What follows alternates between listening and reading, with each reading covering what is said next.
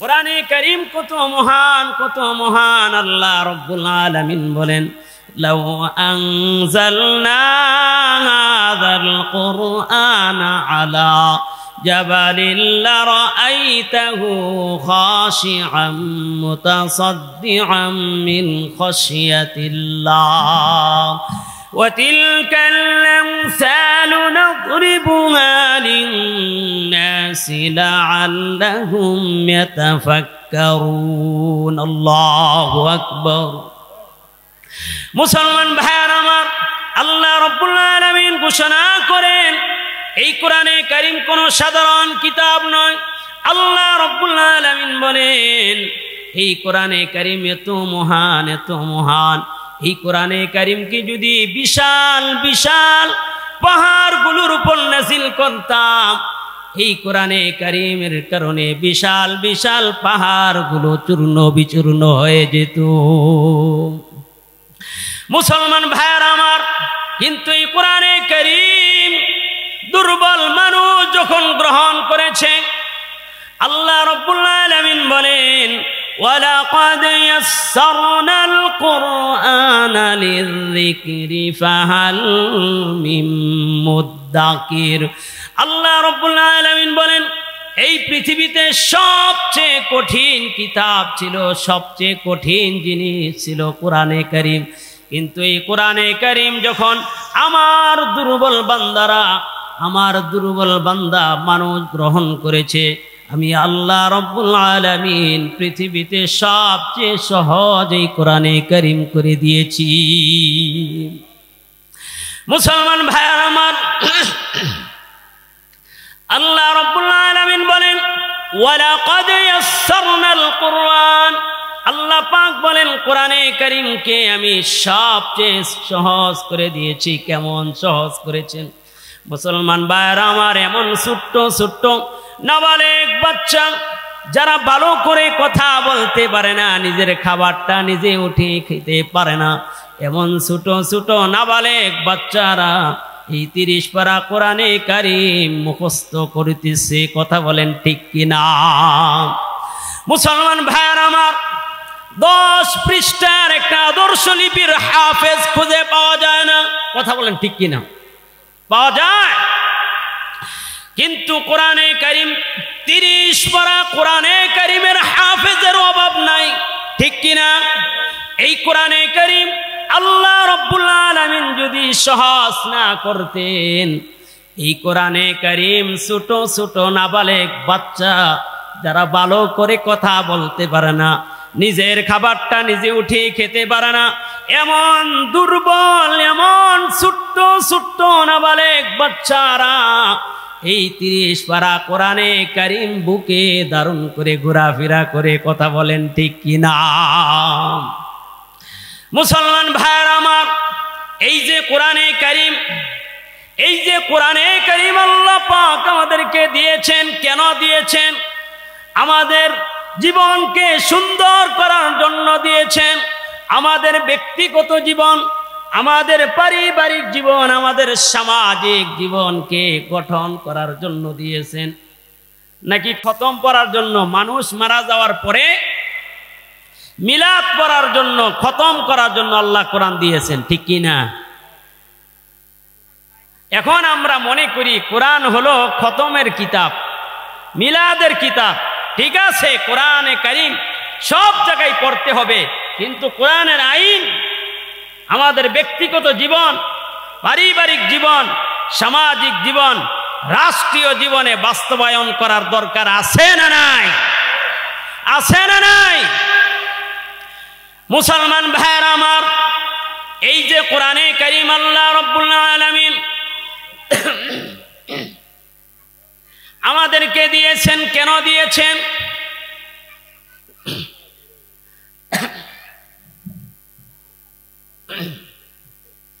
এই যে কোরআনে কারীম আল্লাহ রাব্বুল আলামিন আমাদেরকে দিয়েছেন, কেন দিয়েছেন এটা আপনাদেরকে আমি শোনাবো। কেন দিয়েছেন? আমরা অনেকেই মনে করি কোরআনে কারীম আল্লাহ পাক আমাদেরকে দিয়েছেন খতম করার জন্য, মিলাদ পড়ার জন্য, মিলাদের জন্য। আল্লাহ রাব্বুল আলামিন আমাদেরকে সৃষ্টি করেছেন। কে সৃষ্টি করেছেন? আরো জোরে, কে সৃষ্টি করেছেন? আল্লাহ পাক সৃষ্টি করেছেন। আসমান কে সৃষ্টি করেছেন? জমিন কে সৃষ্টি করেছেন? বিশাল পাহাড় পর্বত, নদী নালা, খাল বিল, সমুদ্র সৈকত, এগুলো কে সৃষ্টি করেছেন? কাদের জন্য সৃষ্টি করেছেন? কাদের জন্য? আল্লাহ পাক বলেন, হুয়াল্লাযী খালাকা লাকুম মা ফিল আরদি জামিআ। আল্লাহ রাব্বুল আলামিন ঘোষণা করেন, হে দুনিয়ার মানুষ, এই যে বিশাল আকাশ আমি সৃষ্টি করেছি, বিশাল জমিন আমি সৃষ্টি করেছি, বিশাল বিশাল পাহাড় পর্বত, সমুদ্র সৈকত, এগুলো সৃষ্টি করেছি, চন্দ্র সূর্য সৃষ্টি করেছি। আল্লাহ রাব্বুল আলামিন বলেন, হুয়াল্লাযী খালাকা লাকুম, তোমাদের জন্য, তোমাদের গোলামি করার জন্য।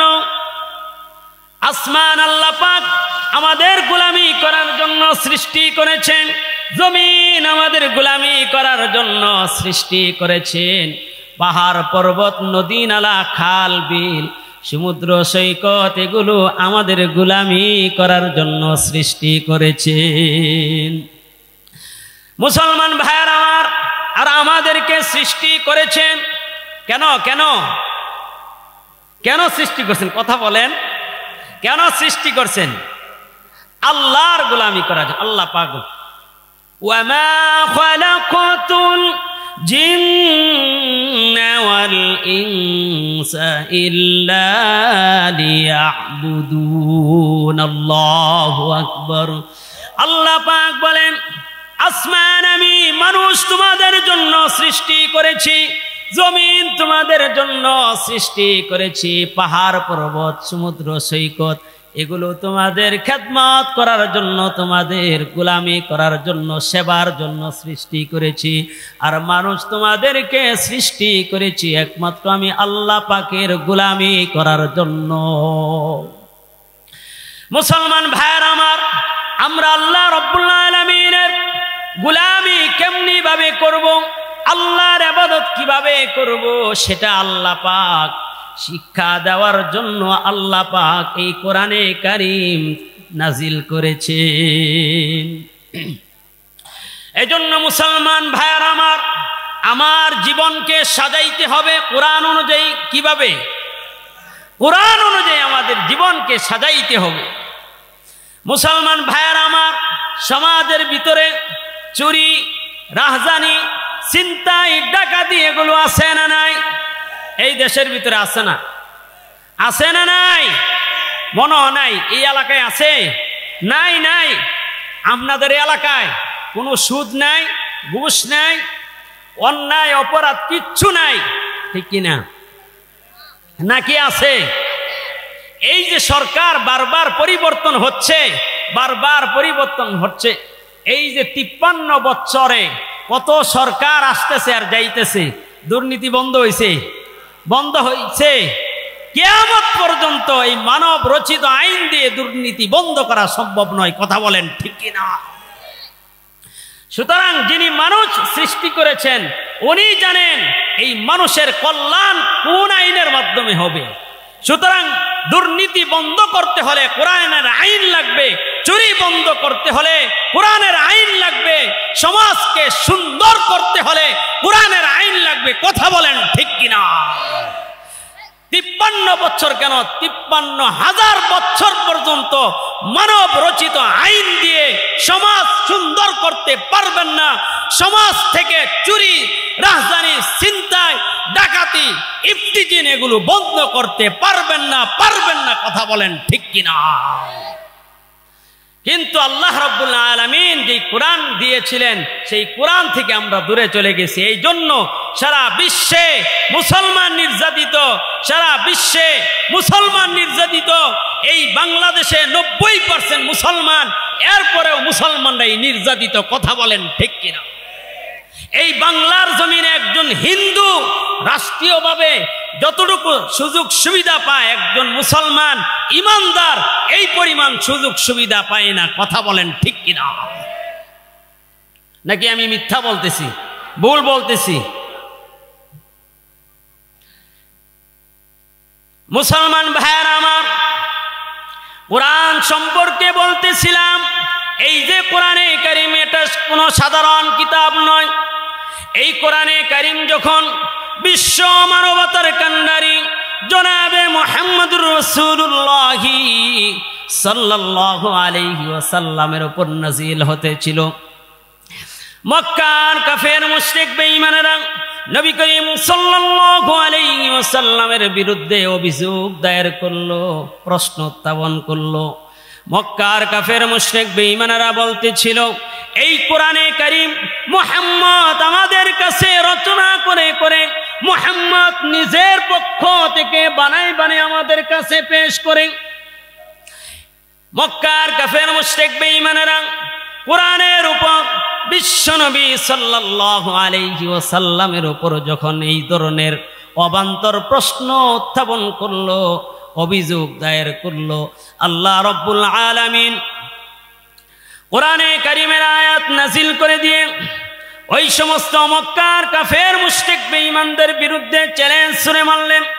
আল্লাহ রাব্বুল আলামিন ঘোষণা করে দিলেন, ওয়া ইন কুনতুম ফি রাইবিম মিম্মা নাযালনা আলা আবদিনা ফাতু বিসূরাতিম মিন মিসলি ওয়াদউ শুহাদাকুম মিন দুনিল্লাহি ইন কুনতুম সাদিকিন। আল্লাহু আকবার। মুসলমান ভাইয়েরা আমার, মক্কার কাফের মুশরিক বেঈমানেরা যখন এই কোরআনের উপর বিশ্ব নবী সাল্লাল্লাহু আলাইহি ওয়াসাল্লামের উপর প্রশ্ন উত্থাপন করলো, তারা বলতেছিল মুহাম্মদ নিজের পক্ষ থেকে বানায় বানায় নিজের পক্ষ থেকে রচনা করে করে আমাদের কাছে কোরআন পাঠ করে। আল্লাহ রাব্বুল আলামিন ঘোষণা করে দিলেন, হে মক্কার কাফের মুশরিক বেঈমানেরা, হে মক্কার কাফের মুশরিক বেঈমানেরা, মুহাম্মদ তো পৃথিবীর কোনো পাঠশালায় যায় নাই, মুহাম্মদ তো পৃথিবীর কোনো শিক্ষকের কাছে একটা হরফ পড়ে নাই।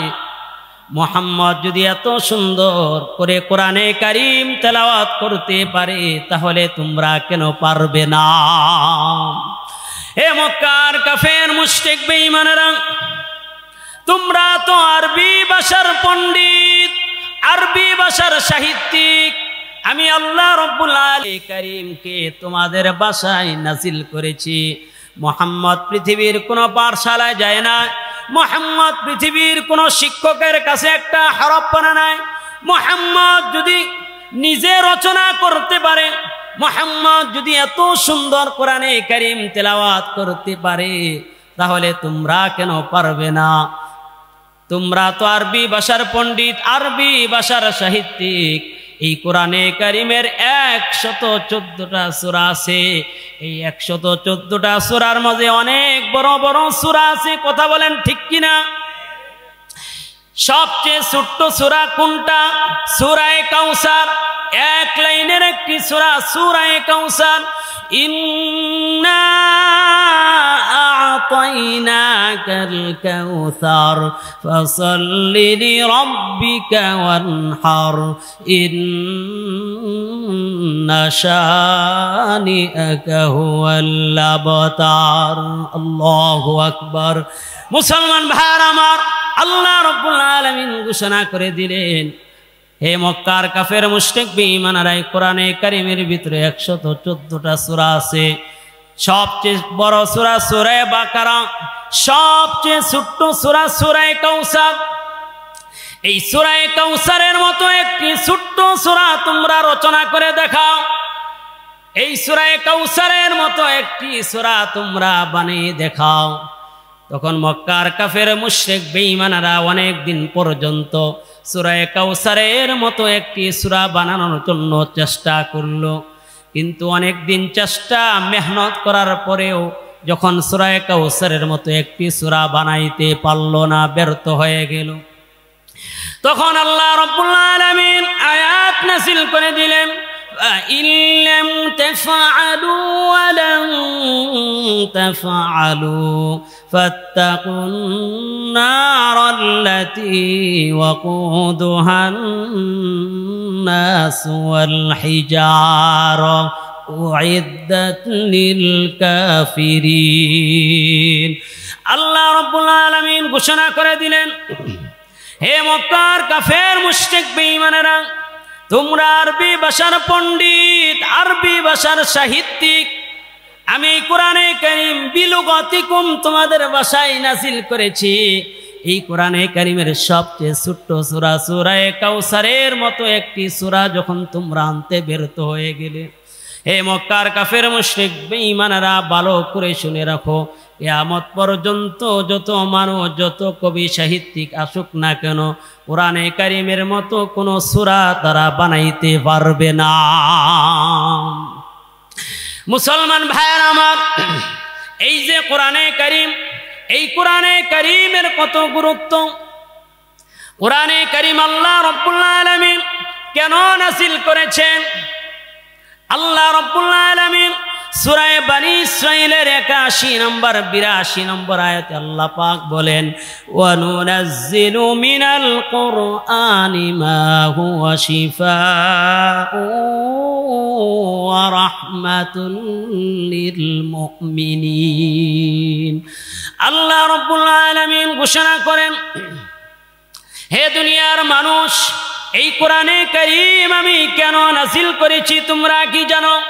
আল্লাহ রাব্বুল আলামিন বলেন, এই কোরআনে কারীম আমি নাযিল করেছি পৃথিবীতে যত সমস্যা আছে, আধ্যাত্মিক বাহ্যিক যত ধরনের সমস্যা আছে, আমি আল্লাহ রাব্বুল আলামিন সব কিছুর সমাধানের জন্য আমি আল্লাহ পাক এই কোরআনে কারীমকে নাযিল করেছি। মুসলমান ভাইয়ের আমার, যত ধরনের সমস্যা আছে, সব ধরনের সমস্যার সমাধানের একমাত্র পথ হলো কোরআনে কারীম। কথা বলেন ঠিক কিনা? মুসলমান ভাইয়ের আমার, হাদিস থেকে শোনাচ্ছি,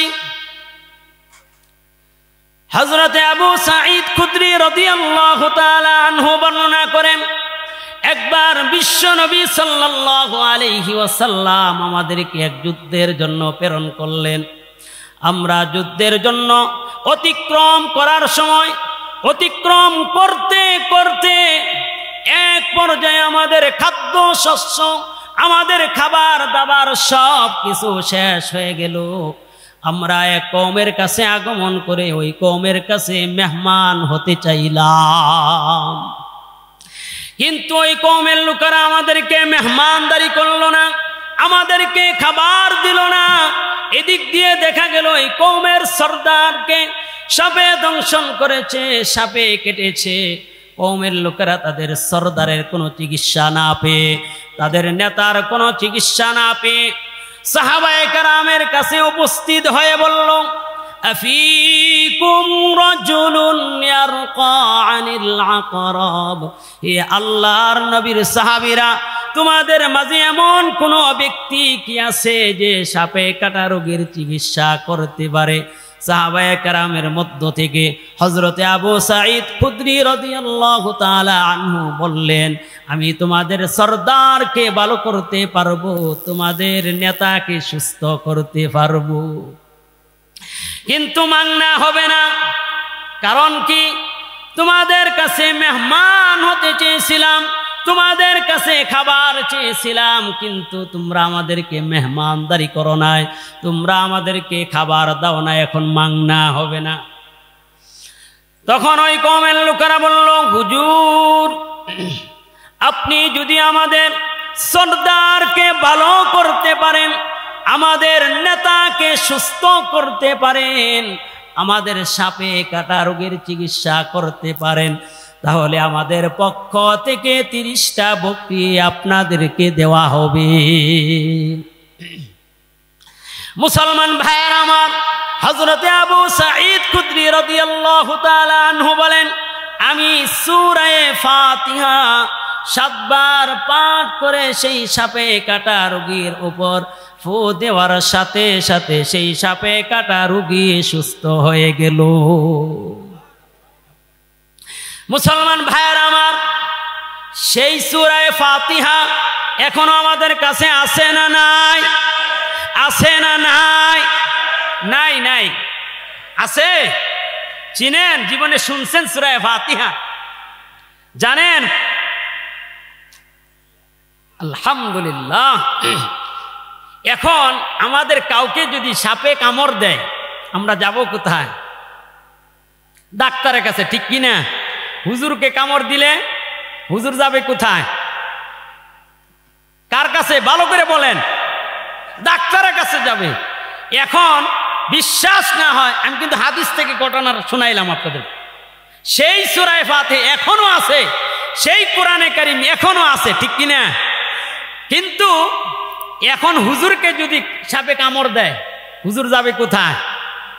যদি মুসল্লিকে বা শ্রোতা যারা আছেন, এখন যদি কোনো সাপে কামড় দেয়, যাবেন কোথায়? ডাক্তারের কাছে। তার কারণ কি? এবং বাস্তবিক পক্ষে কেউ যদি ডাক্তারের কাছে না গিয়ে হুজুরের কাছে আসে, হুজুর সূরা ফাতিহা 7 বার কেন 700 বার পরে ফু দিলেও দেখবেন কোনো কাজ হবে না, কোনো কাজ হবে না, কাজ হয়ও না, ঠিক কিনা? এই যে সূরা ফাতিহা কাজ হয় না, এর কারণ কি? কারণ আছে না নাই? আছে না নাই? কারণ কি? কারণ 2টা। কয়টা? ভালো করে মনে রাখবেন, কারণ কয়টা? এখন যে কোরআনে কারীম, সাহাবায়ে কেরাম কোরআনে কারীম তেলাওয়াত করে ফু দিলে কাজ হইতো, কিন্তু আমরা কোরআনে কারীম তেলাওয়াত করি, কোরআনে কারীমের তেলাওয়াত করার পরে, সূরা ফাতিহা তেলাওয়াত করার পরে আমরা ফু দিলে ওই রকম কাজ হয় না। তার কারণ কয়টা? 2টা। 1 নাম্বার, যারা আমরা হুজুর, যারা কোরআনের মাধ্যমে চিকিৎসা করি, আমাদের জবান নষ্ট হয়ে গেছে, জবান নাপাক হয়ে গেছে। কথা বলেন ঠিক কিনা? কিভাবে? আমি সহজে আপনাদেরকে বুঝাই দিই। মনে করেন বাসার উপরে, ছাদের উপরে ট্যাঙ্কি আছে, স্বচ্ছ পানির ট্যাঙ্কি আছে। সেই স্বচ্ছ পানির ট্যাঙ্কি থেকে আপনার বাসার ভিতরে পানি আসতেছে, কিন্তু সেই পানি যেটা দিয়ে আসতেছে কল, সেই কলের মাথায় মুখে ময়লা আছে। স্বচ্ছ পানির ট্যাঙ্কি থেকে আপনার বাসার ভিতরে পানি আসতেছে, সেই পানিটা পাক না নাপাক? নাপাক, অপবিত্র, ময়লাযুক্ত, সেটা পান করার মতো না। তার কারণ কি? এই যে ময়লা সাথে মিশ্রণ হওয়ার কারণে, ময়লাযুক্ত হওয়ার কারণে, ঠিক একজন ইমানদার, একজন কোরআনওয়ালা যখন কোরআনে কারীম তেলাওয়াত করে, তেলাওয়াত করার পরে ভিতর থেকে যখন বের হয়, এই যে 2টা ঠোঁট, মুখ, এই মুখ দিয়ে মিথ্যা বলতে বলতে, গীবত শিকায়াত করতে করতে এই মুখ, জবান নাপাক হয়ে গেছে। কথা বলেন ঠিক কিনা? হাদিসের ভিতরে আছে, কোনো ব্যক্তি যদি একটা মিথ্যা বলে, হাদিস থেকে বলতেছে, একটা মিথ্যা বলে, তার জবানটা এত দুর্গন্ধময় হয়, 1 মাইল পর্যন্ত রহমতের ফেরেশতা তার কাছে আসতে পারে না। আমরা দিনে হাজার হাজার মিথ্যা বলতেছি, গীবত করতেছি, আরেকজনের বদনাম করতেছি। কথা বলেন ঠিক কিনা? 2 নাম্বার, 1 নম্বর কারণ আমাদের হুজুরদের জবান অপবিত্র হয়ে গেছে। 2 নাম্বার, আমরা যারা চিকিৎসা গ্রহণ করি, আমাদের ঈমান নষ্ট হয়ে গেছে। আমাদের বিশ্বাস কোরআনের মাধ্যমে আমার চিকিৎসা হইতে পারে, কোরআনের মাধ্যমে আমার সব ধরনের সমস্যার সমাধান হতে পারে, এই যে ইয়াকিন, বিশ্বাস, ঈমান, সেটা নষ্ট হয়ে গেছে। কথা বলেন ঠিক কিনা?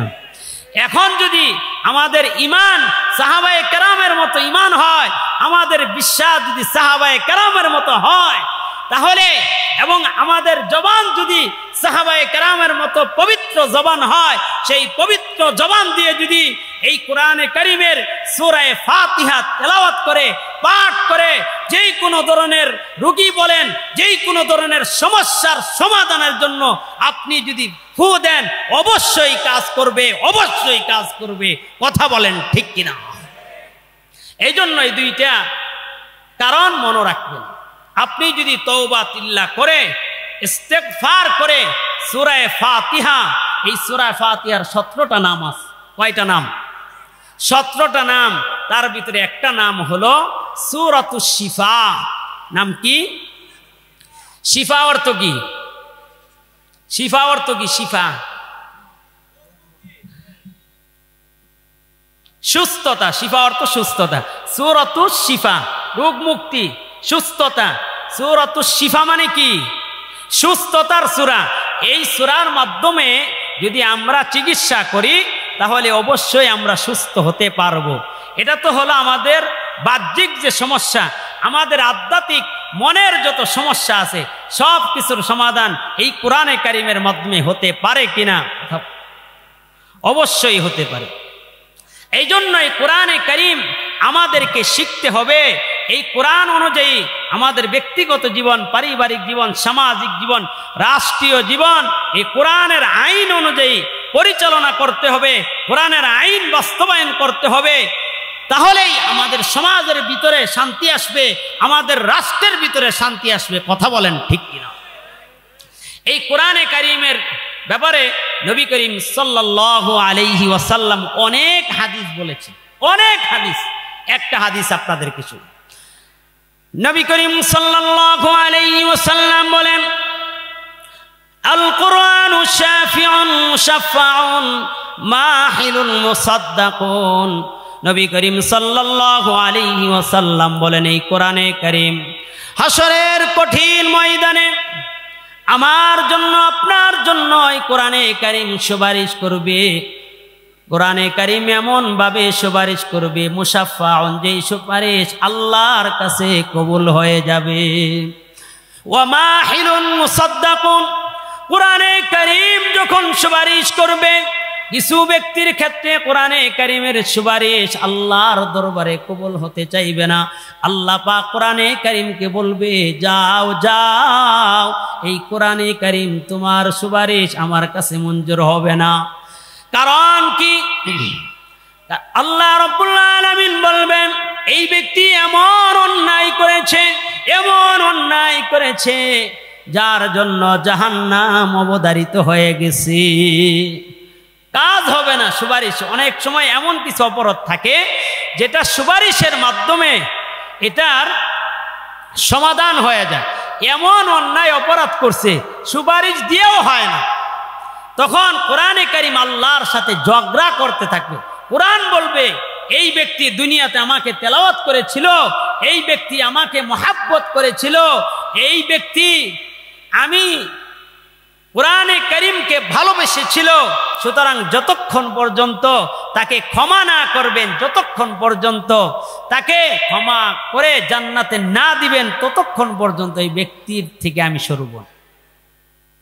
এরকম ভাবে কোরআনে কারীম প্রত্যেকটা মানুষের জন্য যারা কোরআন নিয়ে গবেষণা করে, কোরআন তেলাওয়াত করে, তাদের পক্ষে সুপারিশ করবে। নবী করিম সাল্লাল্লাহু আলাইহি ওয়াসাল্লামের আরেকটা হাদিস, قال رسول الله صلى الله عليه وسلم إن لله أهلين من الناس।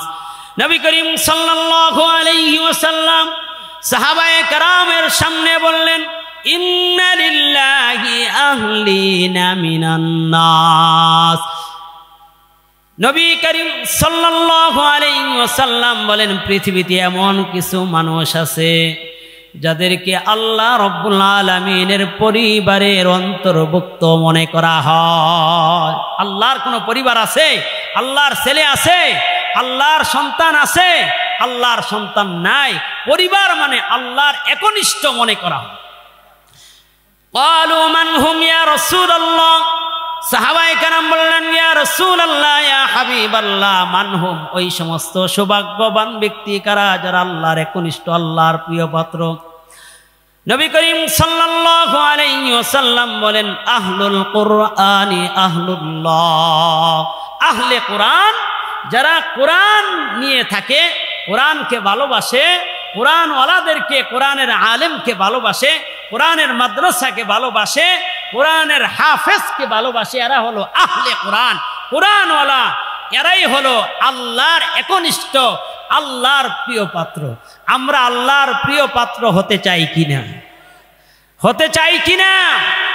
যদি আল্লাহর প্রিয় পাত্র হতে চায়, তাহলে 1 নম্বর আমাদেরকে কোরআন সহি শুদ্ধভাবে তিলাওয়াত করা লাগবে। বড় আফসোস লাগে, আমরা আমাদের সন্তানকে জাগতিক শিক্ষার জন্য কত পরিশ্রম করতেছি, 5,000 টাকা দিয়ে হুজুর শিক্ষক রেখে তাকে পড়াইতেছি, 500 টাকা দিয়ে হুজুর রেখে কোরআন শিখাইতে পারি না।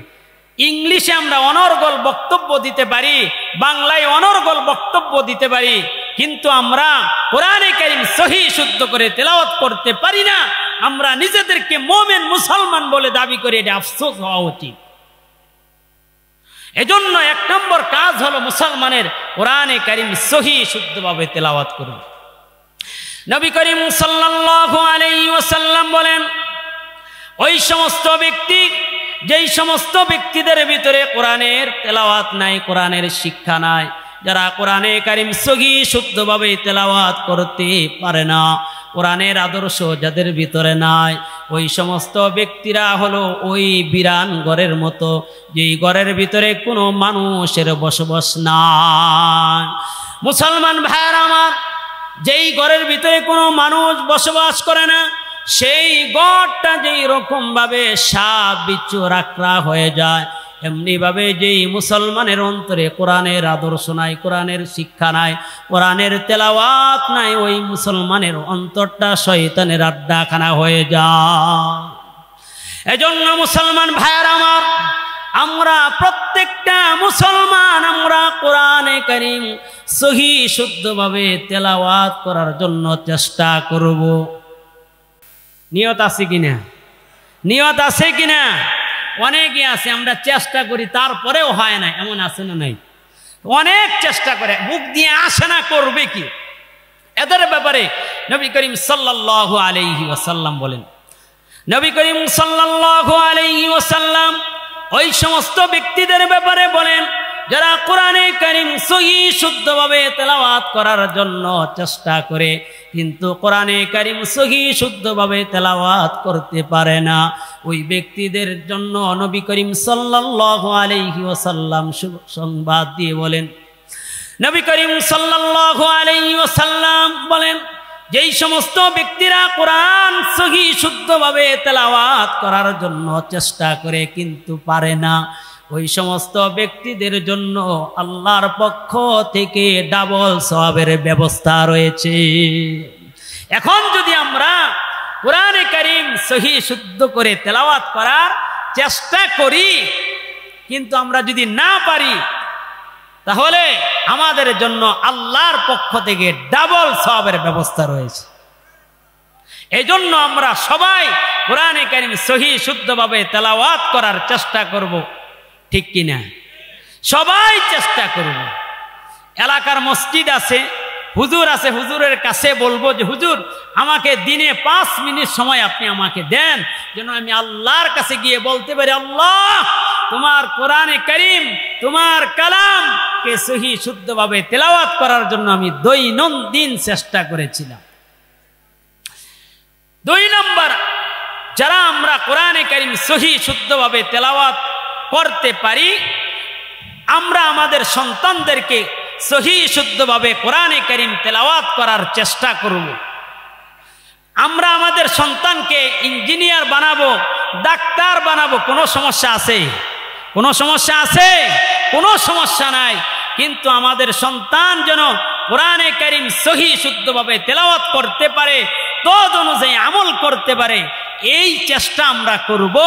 এই চেষ্টা যদি আমরা করি, তাহলে নবীর পক্ষ থেকে আমাদের ব্যাপারে যে সুসংবাদ রয়েছে, নবী করিম সাল্লাল্লাহু আলাইহি ওয়াসাল্লাম বলেন, মান ক্বরাআল কুরআন ওয়া আমিলা বিহি উলবিসা ওয়ালিদাহু তাজান ইয়াউমাল কিয়ামা। নবী করিম সাল্লাল্লাহু আলাইহি ওয়াসাল্লাম বলেন, যেই ব্যক্তি কোরআনে কারীম সহি শুদ্ধভাবে তেলাওয়াত করে, তদ অনুযায়ী আমল করে, আল্লাহ রাব্বুল আলামিন ওই ব্যক্তির পিতামাতাকে হাসরের কঠিন ময়দানে এমন নূরের টুপি পরাই দিবেন যার আলো সমস্ত হাসরের ময়দানকে আলোকিত করে দিবে। মুসলমান ভাইরা আমার, আমরা চাই কিনা হাসরের কঠিন ময়দানে আল্লাহ রাব্বুল আলামিনের আরশের ছায়ার নিচে আমাদেরকে ছায়া দান করুন, এটা আমরা চাই কিনা? আল্লাহ রাব্বুল আলামিন আমাদের মাথায় নূরের টুপি পরায় দেন, এটা আমরা চাই কিনা? যদি আমরা এটা চাই, পরকালে যদি আমরা মুক্তি পেতে চাই, তাহলে আমাদের সন্তানকে কোরআনে কারীমের শিক্ষায় শিক্ষিত করা লাগবে। কথা বলেন ঠিক কিনা? আমি আমার সন্তানকে ডাক্তার বানাবো, কোনো সমস্যা নাই। আমি আমার সন্তানকে ইঞ্জিনিয়ার বানাবো, কোনো সমস্যা নাই। কিন্তু আমার সন্তান যেন কোরআনে কারীম সহি শুদ্ধভাবে তেলাওয়াত করতে পারে, সেই ব্যবস্থা আমাকে করা লাগবে।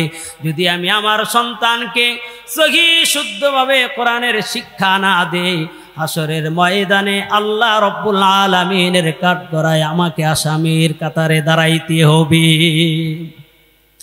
মুসলমান ভাইরা আমার, নিজের সন্তানকে কোরআনে কারীমের শিক্ষা দেওয়া কত ফজিলতের। ইতিহাসের কিতাব থেকে আপনাদের সামনে একটি ঘটনা শোনাচ্ছি। এক ব্যক্তি সারা জীবন অন্যায় অপরাধ করেছে, জীবনে কোনোদিন ভালো কাজ করে নাই, এমন মানুষ সমাজে আছে না নাই? জীবনে কোনোদিন নামাজ পড়ে নাই, রোজা রাখে নাই, হজ করে নাই, যাকাত দেয় নাই, মদ খেয়েছে, গাঞ্জা খেয়েছে, জীবনে কোনোদিন ভালো কাজ করে নাই। কিন্তু মৃত্যুর সময় যখন হয়ে গেল, মৃত্যুর আগ মুহূর্তে স্ত্রীকে ডেকে ডেকে বলে, হে আমার প্রাণের স্ত্রী, সারাটা জীবন গুনাহ করেছি, অন্যায় অপরাধ করেছি, আজকে দুনিয়া থেকে চলে যাচ্ছি, আমার সামনে জাহান্নাম ছাড়া কোনো গতি নাই। ওগো আমার প্রাণের স্ত্রী, তোমার গর্ভে যে সন্তানটা আছে, এই সন্তানকে তুমি কোরআনের শিক্ষায় শিক্ষিত করবে। মুসলমান ভাইয়ের আমার, ওই নাফরমান ব্যক্তি এই ওসিয়ত করে সে ইন্তেকাল করলো। ইন্তেকাল করার পরে, দাফন কাফন করার পরে সকলেই নিজ নিজ ঘরে চলে গেল। সকলেই নিজ নিজ ঘরে চলে যাওয়ার পরে ওই কবরের পাশ দিয়ে এক আল্লাহর ওলি যাওয়ার সময় বুঝতে পারল। মুসলমান ভাইয়ের আমার, আল্লাহর ওলিরা তাদের অন্তর্দৃষ্টির মাধ্যমে এমন জিনিস অনুধাবন করতে পারে, দেখতে পারে, যেটা আমরা দেখতে পারি নাই। মুসলমান ভাইয়েরা আমার, নবী করিম সাল্লাল্লাহু আলাইহি ওয়াসাল্লাম বলেন, ইত্তাকু ফিরাসাতাল মুমিন, মুমিনের অন্তর্দৃষ্টি থেকে তোমরা বেঁচে থাকো। আসমানের উপরে কি হয়, জমিনের নিচে কি হয়, যারা সত্যিকারের আল্লাহর ওলি, আল্লাহর প্রিয় বান্দা, তারা বুঝতে পারে। মুসলমান ভাইয়েরা আমার, সেই আল্লাহর ওলি বুজুর্গ কবরের পাশ দিয়ে যাওয়ার সময় বুঝতে পারল এই কবরের ভিতরে আযাব হচ্ছে, শাস্তি হচ্ছে।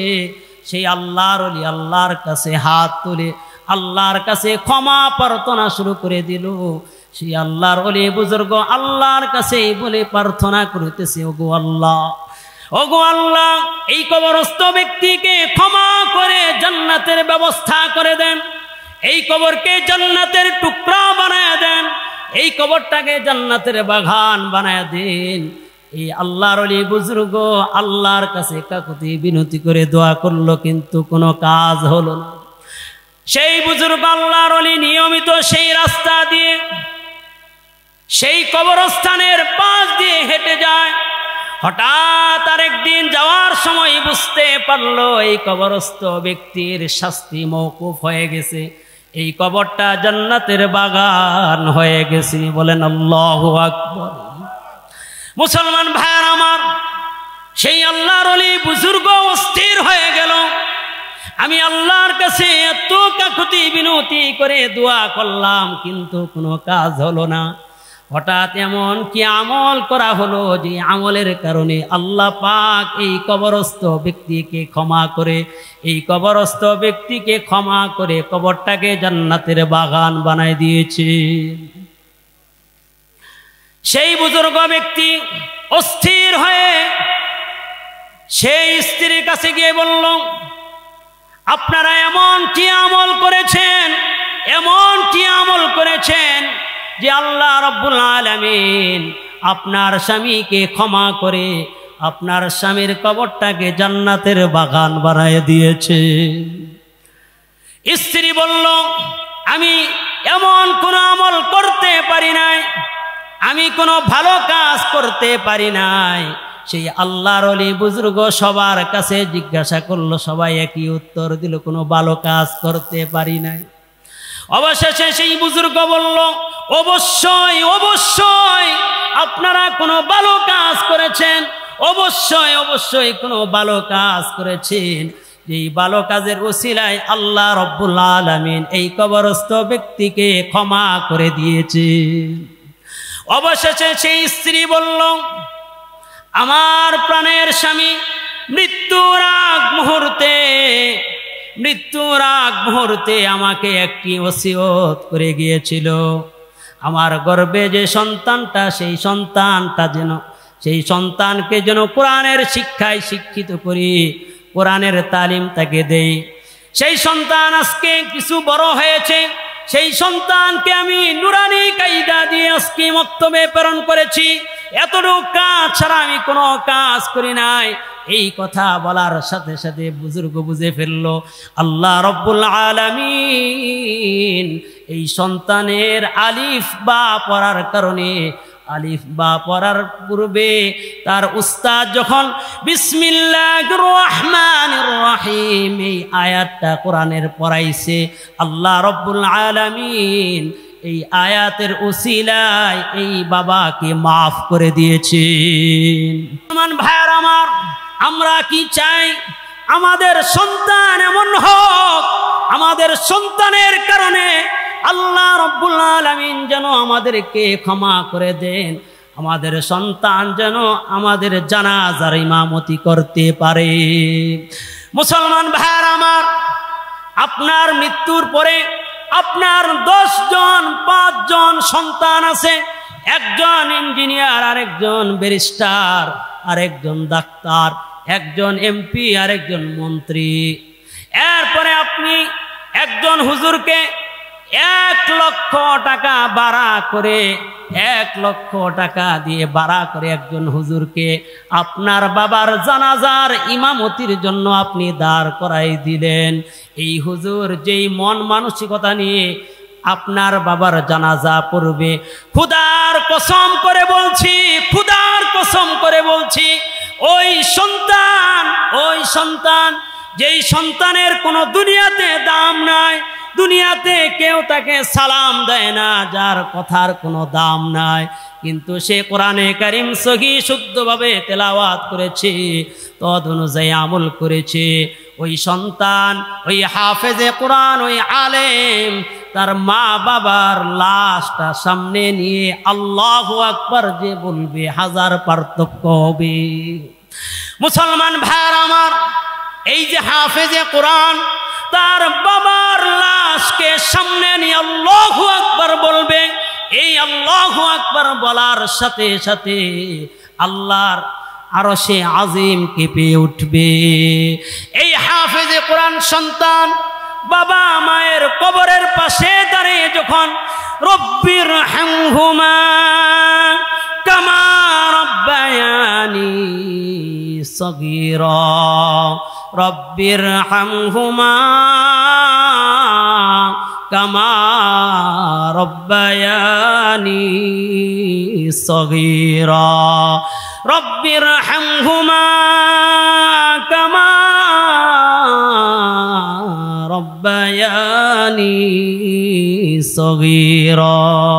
খোদার কসম করে বলি, এই ছোট্ট শিশু এই দোয়াটা যদি তার মা বাবার জন্য করে, এই যে ক্রিয়া হবে আল্লাহর কাছে যেরকম দামি হবে, আপনি লাখ টাকা দিয়ে হুজুর ভাড়া করে আনলেও সেই কাজ হবে না।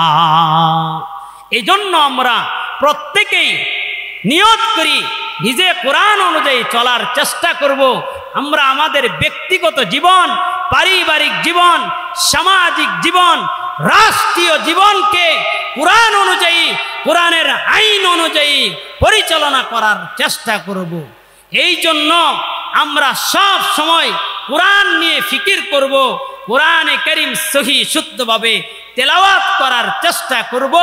কোরআন যদি আমরা সহি শুদ্ধভাবে তেলাওয়াত করতে পারি, তাহলে নবীর বাক্য অনুযায়ী আমরা হব আহলে কোরআন, আমরা আল্লাহর প্রিয় পাত্র হয়ে যাব। যারা আমরা কোরআনে কারীম সহি শুদ্ধভাবে তেলাওয়াত করতে পারি না, যারা কোরআনে কারীম সহি শুদ্ধভাবে তেলাওয়াত করে, কোরআন নিয়ে যারা গবেষণা করে, তাদেরকে ভালোবাসবো, তাদেরকে সহযোগিতা করব। কিন্তু নবী বলেন ওয়ালা তাকুন খামিসান, তুমি যদি কোরআনে কারীম নিজে না পড়তে পারো তাহলে তাদেরকে, কোরআন ওয়ালাদেরকে ভালোবাসো। যদি কোরআনে কারীম ওয়ালাদেরকে ভালোবাসতে না পারো তাহলে কোরআনের দুশ্মন হয় না, কোরআন ওয়ালাদের দুশ্মন হয় না। আল্লাহ রাব্বুল আলামিন আমাদের প্রত্যেককে কোরআনের শিক্ষা অনুযায়ী কোরআন নিয়ে জীবন যাপন করে কোরআনের আদর্শ নিয়ে কবরে যাওয়ার তৌফিক দান করুন। ওমা তৌফিকি ইল্লা বিল্লাহ।